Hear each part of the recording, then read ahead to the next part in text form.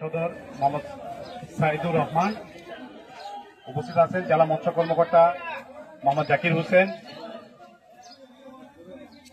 আজকের এই ক্যাম্পেইনে অংশগ্রহণ করেছেন সদর উপজেলা স্বেচ্ছাসেবক দলের আহ্বায়ক নুরুল আমিন, নুরুল আরিফ, তরি বাংলাদেশের আহ্বায়ক কমিটির সদস্য খালেদা মুন্নি, হৃদয় কামাল,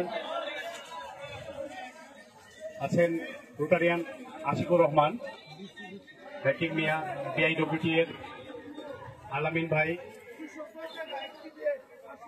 আব্দুর রহমান ভাই, তারপর খলিলুর রহমান, মোহাম্মদ মুক্তাকিন, বাজার সেক্রেটারি না।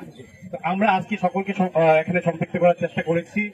আপনারা জানেন যে দেশি প্রজাতি মাছের আগে যেভাবে মাছ এই নদীতে পাওয়া যেত, এখন কিন্তু এভাবে পাওয়া যায়নি, পাওয়া যাচ্ছে না, এবং দেশি প্রজাতির মাছ কিন্তু বিনষ্টের কারণ কিন্তু আমরাই দাঁড়িয়েছি।